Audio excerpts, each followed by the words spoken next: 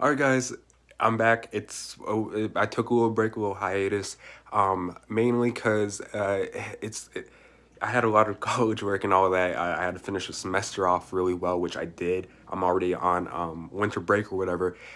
So of course I'm gonna choose my education over my channel anytime. So I had to stop with the movie days and with the reviews for like 2 months. I still did go see some movies in theaters. I saw Freaky, The Croods 2, Let 'Em Go, Come Play. I still went to go see some movies in theaters. I just decided not to make movie days and reviews for those, mainly because they take up a portion of my time that could be given to my education. So finally, I'm excited because my first movie day back is actually going to be for a big one, and it's going to be for an early advanced screening of Wonder Woman 1984. I am super excited about this movie after all the delays and everything. This was like my second most anticipated movie of the year, right behind Tenet. Um, I'm just excited. I'm gonna get to see this movie in a theater with on a large screen the way it was intended to be seen. Unfortunately, it's not gonna be in IMAX because I know that there are sequences in this movie that were shot with the IMAX cameras.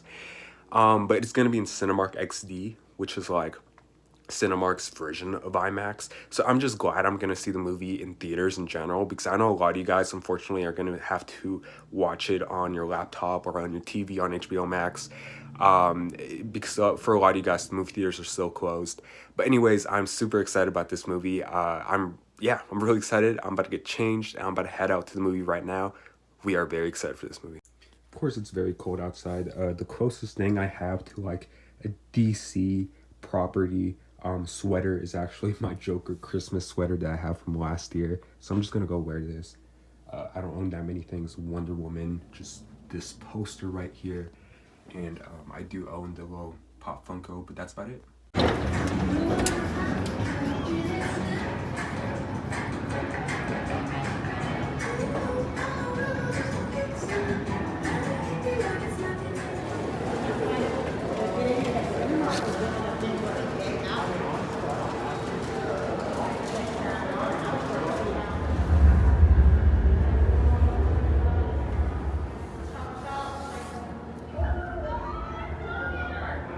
On private screenings and a lot more. In just a few minutes, director Patty Jenkins, Wonder Woman herself, Gal Gadot.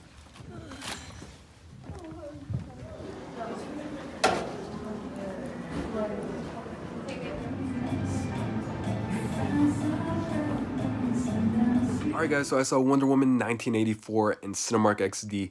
Of course, the early advanced screening, which I was really excited about. And let's just get straight to the review. There's no denying that that first Wonder Woman was a huge success, critically and financially, of course, spawning a sequel. Now, I initially loved that first Wonder Woman movie.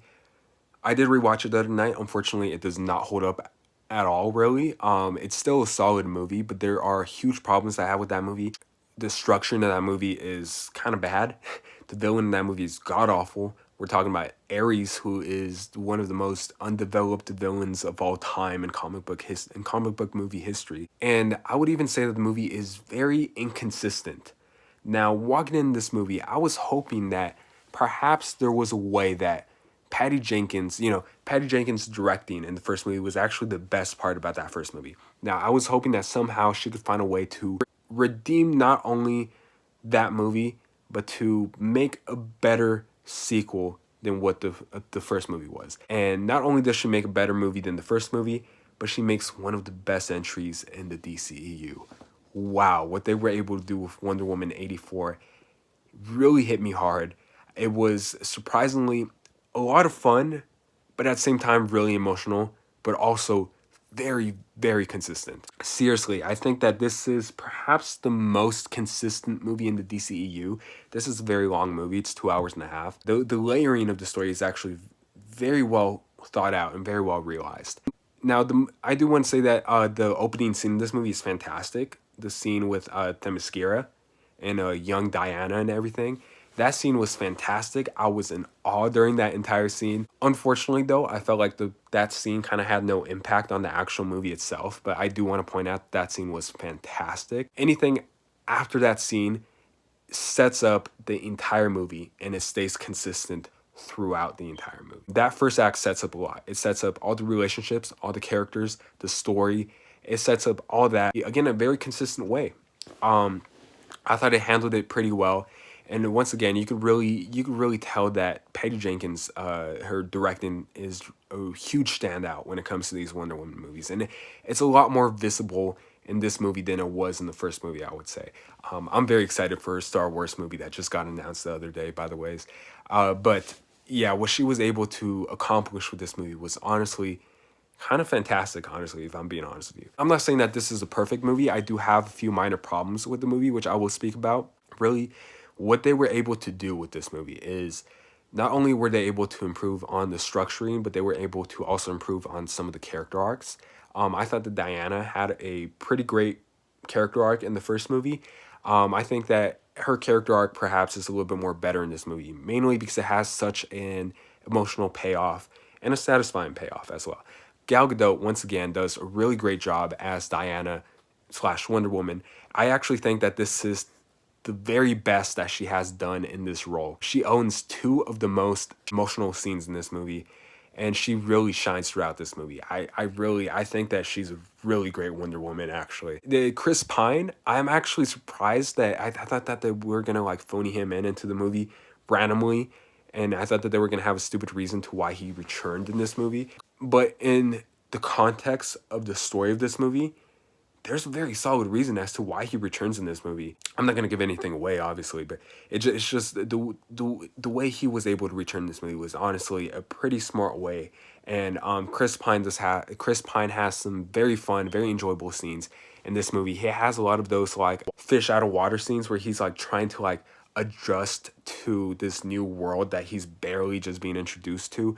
Matter of fact, I think that his best scene in this movie is actually the aviation scene, the scene where he's flying the plane as shown in the trailer for this movie. There is definitely a bit of an emotional payoff in that scene as well, I would say. So it really works out really well. But I think the huge standout, the best performance and the best character in this movie is easily Pedro Pascal's Maxwell Lord. Wow. He is one of the best villains in probably DC movie history, I would say. I would say he is the best villain in the DCEU. What they were able to do with his character is make a character that you have a lot of sympathy for and that you really feel bad for. He has a lot of layers. He has a kind of a devastating backstory, which they don't even really mention till like the third act of the movie.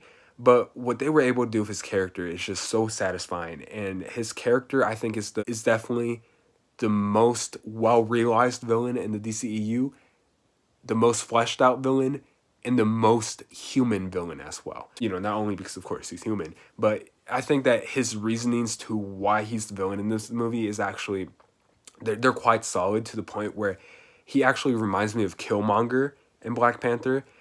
In Black Panther, when you see Killmonger, there are some very valid criticisms and some very valid points that he makes as to why he is going against Wakanda. Now, I think that that is a little bit what they do with Maxwell Lord in this movie, and they find a way to really make it work and a way to I think he has the most emotional scene in this movie, which is in the third act of the movie. Again, what they were able to do with his character was honestly fantastic. Now, unfortunately, I do feel that whether it was Gal Gadot's, of course, Wonder Woman, or Pedro Pascal's Maxwell Lord, I felt like perhaps there were scenes where there were some characters that were finally going to get some spotlight, but then it was taken away by either Gal Gadot or Pedro Pascal. But I will say that it's very rare in movies that you see the villain of the movie be as important as the protagonist of the movie. Because I think that Maxwell Lord has such a humongous role in this movie that really the amount of screen time that he was given honestly makes sense. Like I would say that he owns 40% of screen time in this movie, which is actually quite great because they actually got to develop and they got to work on his character a lot more to the point where he had a satisfying character arc, I would say. Now, of course, with that being said, it's disappointing to say that Cheetah is not the main villain in this movie. Kristen Wiig, though, does a really good job. I know at first she seemed like a odd casting choice for Cheetah, but they kind of give the character this like quirkiness that kind of like transcends to Cheetah pretty well, I would say. I would say easily her best scene is the scene where she goes on a run and she like slams that guy into that truck or whatever that you see in the trailer. That scene actually gave me chills. That scene was very chilling, and it's just nice too. That's like the pivotal moment for Cheetah in this movie. Yeah, I do have some problems with this movie. Again, whether it's how there are some things in this movie that kind of felt unnecessary, whether it was the opening scene in Themyscira, or whether it was how some characters like Chris Pine or Kristen Wiig were finally starting to get some spotlight, only for it to get taken away by Gal Gadot or Pedro Pascal. But I think another criticism that I do have for this movie is the fact that there were points in the third act of the movie where I wouldn't say it got sloppy, but it was on the verge of getting sloppy. And I know exactly what they were trying to pull off with the third act, and they pulled it off very well. But I think that the way it kind of started to unravel was kind of in a way where it actually almost kind of got sloppy, in a way where you might even confuse some of the audience members, like, oh wait, what how is this happening if this is happening? It's just little things like that that kind of annoyed me a little bit. And as much as I'm raving about him as the villain in this movie, because he's honestly just such a great villain, I do think that there were points where you could easily tell that they were trying to elevate Pedro Pascal a little bit more as a villain in terms of how villainy he could get, but it just never really got there. So I just felt like they could have done a tad more of a better job with that. And also personally, this is not a problem for me at all, because I'm glad that they were able to give more screen time to not only, of course, the characters of the movie, but the villain in the movie, who obviously plays a humongous role into the story. Personally, I had no problem with this, but I think a lot of people will have problems with the movie that it's not too action-packed. Basically, everything that was given away in the trailers in terms of action scenes is basically everything that is in the movie for action, but the action is still very thrilling and very exciting to watch. It's very well directed. Not only the movie itself, but the action scenes are very well directed and very fun to watch. So if you're expecting an action-packed movie, you might be let down quite a bit. But at least you're getting a satisfying story and character arcs that never make the movie boring at all. So that's always great. The fact that the movie could keep your attention span going for 2 hours and a half, and the fact that the movie is that consistent, that is what I would definitely say is definitely the best qualities of this movie. Now, Wonder Woman 1984, not only a better sequel or a better movie than the first movie, again, one of the best entries in DCEU. I really enjoyed this movie. It's not without its problems, but it's a really great movie that I think you guys should definitely watch when it comes out. Anyways, with that being said, I am going to give Wonder Woman 1984 a B+.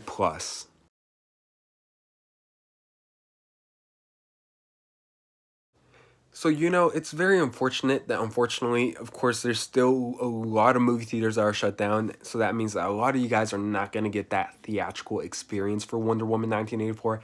And it really sucks, because I think that this movie really benefits from a larger screen and some kick-ass sound, some kick-ass theater system sound. Now, I would say find the biggest screen possible that you could watch this movie in. I definitely do say that. And if you do have theaters open to you, I definitely recommend going out for a premium and large format screen, whether you're talking about IMAX, Dolby, Cinemark XD. I saw it in Cinemark XD. The movie was filmed in IMAX, so maybe that's the way you should go. But the Cinemark XD showing of the movie was actually it kind of felt like IMAX, except without the expanded IMAX ratio. But I had a great time watching this movie in Cinemark XD. Not only was the screen humongous, I would say maybe even the size of an IMAX screen, the sound system in Cinemark XD is actually kind of kick-ass, because it's actually a THX sound, which is actually, of course, owned by George Lucas, and they really make sure that their sound has really great quality to it. So definitely, if you have a movie theater open near you, I would definitely shell out the extra money to see this movie in IMAX, Dolby Cinema, Cinemark XD, or whatever is your theater's version of premium large format. Just make sure it's the biggest screen you could watch this in. If you are going to watch this movie on HBO Max, I hope you guys really enjoy this movie regardless. At this point, we can't really be picky about how we watch movies. So I hope you guys enjoy this movie as much as I did. And a lot of you guys are going to adore this movie for sure. So I'm excited for you guys to watch this movie. When you guys see this movie, let me know what you guys thought about it in the comment section down below. Thank you guys so much for watching, and I'll see you guys later.